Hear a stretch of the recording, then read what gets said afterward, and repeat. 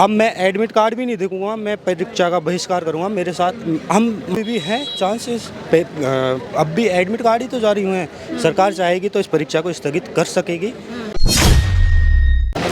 देखिए, इस वक्त हम किरोड़ी लाल मीणा के आवास के बाहर हैं और ये संख्या बल देखिए युवाओं का कि आज सुबह से ये जमगढ़ है वो लगा हुआ और इसके आधे बच्चे राजस्थान विश्वविद्यालय में। आरपीएससी ने आरएएस मेंस का एडमिट कार्ड जारी कर दिया है, जबकि आप लोग लगातार धरना प्रदर्शन कर रहे थे, सरकार से गुहार कर रहे थे, तो उसके बाद ऐसा कैसे हो गया? जी, हमको लगातार सरकार से पार्टी के प्रदेश अध्यक्ष से आश्वासन मिल रहा था। हम उसी आश्वासन पर बैठे थे। हमको ये पता नहीं था कि सरकार हमारे साथ ऐसा करेगी, हमको आश्वासन में रख के हमारे साथ धोखा करेगी। मैंने जब एग्ज़ाम के सेंटर डले थे तो मैं आश्वस्त था कि एग्ज़ाम पोस्टपोन होगी, इसलिए मैंने अब तक मेरा सेंटर नहीं देखा कि कहाँ पे सेंटर किस सिटी में है। अब मैं एडमिट कार्ड भी नहीं देखूंगा, मैं परीक्षा का बहिष्कार करूंगा। मेरे साथ हम मानसिक रूप अभी भी आप लोगों को लगता है कि सरकार किसी भी तरह की आप लोगों की मांगों को पूरा कर सकती है? क्या ये परीक्षा है वो स्थगित हो सकती है? बिल्कुल, अभी भी है चांसेस अब भी एडमिट कार्ड ही तो जारी हुए हैं। सरकार चाहेगी तो इस परीक्षा को स्थगित कर सकेगी। पूरा सरकार के हाथ में है, वो जैसा लेगी। अगर उनको छात्रों के हित उचित लगते हैं तो छात्र हित में उचित निर्णय लेगी। किरोड़ी बाबा से आप लोगों को क्या उम्मीद है? हमको किरोड़ी बाबा से उम्मीद है कि वो छात्रों की आवाज़ सुनेंगे, छात्रों के साथ न्याय करेंगे और छात्रों की आवाज़ को मुख्यमंत्री तक पुरजोर तरीके से पहुंचाएंगे। जी बिल्कुल। भैया, एडमिट कार्ड जारी हो चुके हैं, क्या कहोगे आप लोगों की उम्मीदें क्या हैं अब? उम्मीद तो हमें अब भी है, क्योंकि सरकार है तो सरकार कुछ भी कर सकती है। अब सबसे बड़ी उम्मीद यही है कि भाई सरकार के अंदर इतना कंट्रोल में है तो क्यों एडमिट कार्ड जारी होने के बाद भी कुछ भी हो सकता है, क्योंकि ये तो एक रूटीन की प्रक्रिया है।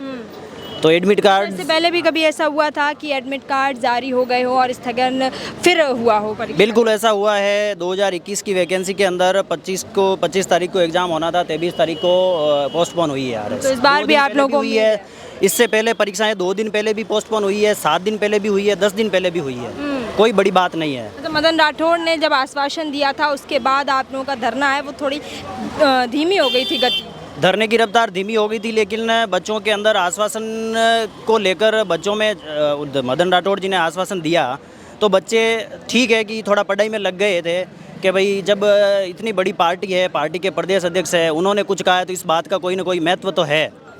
लेकिन अब जब उम्मीदें टूट रही है, विश्वास भंग हो रहा है तो बच्चों में थोड़ा आक्रोश है। ऐसा होना नहीं चाहिए था। एक तरीके से सरकार जो है आप लोगों को गुमराह कर रही है। सबसे बड़ी बात यही हुआ है, ये युवाओं के साथ छलावा हुआ है, धोखा हुआ है।